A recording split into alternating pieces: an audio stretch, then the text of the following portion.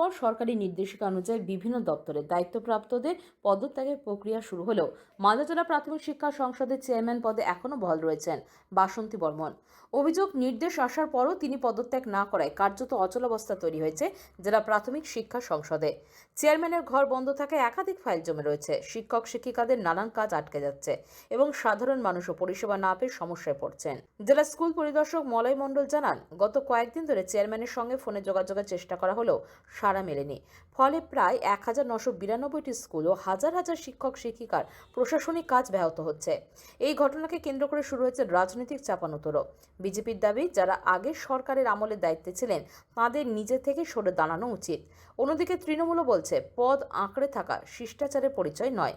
এখন শিক্ষক শিক্ষিকাদের মহলে প্রশ্ন উঠছে, ঠিক কোন কারণে এখনো পদত্যাগ করছেন না বাসন্তী বর্মন।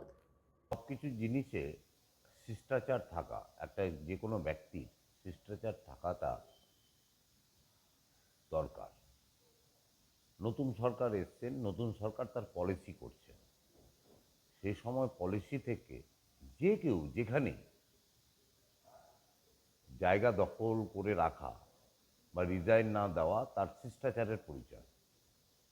আমরা মনে করি যে রাজনৈতিক যে বার্তা বা সরকারের যে বার্তা, সেই বার্তার সঙ্গে কে মেনেই আগেই তার কাজটা করা উচিত ছিল। এখনও তিনি কেন করছেন না আমি জানি না। তবে আমি একটা কথাই বলবো যে শিষ্টাচার হচ্ছে মানুষের রাজনৈতিক শিষ্টাচারী মানুষকে মানুষ চেনায়। সুতরাং তিনি কোন আশায় এগুলো করছেন, এগুলো ঠিক নয়।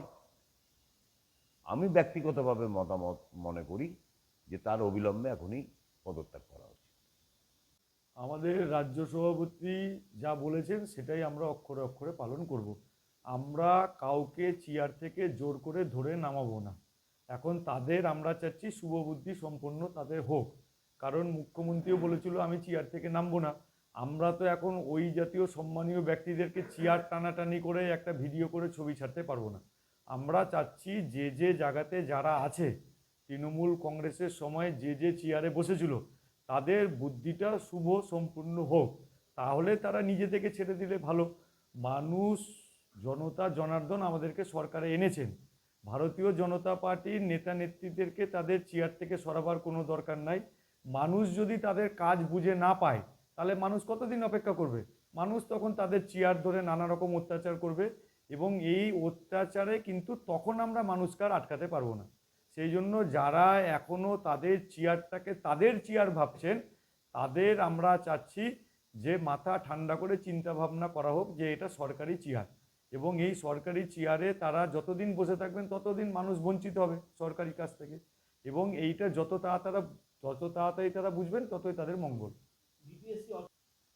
জেলা জেলা সমাহর্তাকে সমস্তটাই মুখ্যমন্ত্রীর কাছ থেকে নোটিশ এসেছে। যে যে জায়গায় মনে হচ্ছে এরকম অচলাবস্থা সৃষ্টি হচ্ছে তারা তাদের ক্ষমতা প্রয়োগ করে আবার সক্রিয় করতে পারে। তাদেরকে রেখে না রেখে বসিয়ে দিয়ে সম্পূর্ণ ডিএমের কাছে এই গভর্নমেন্ট অর্ডার এসছে।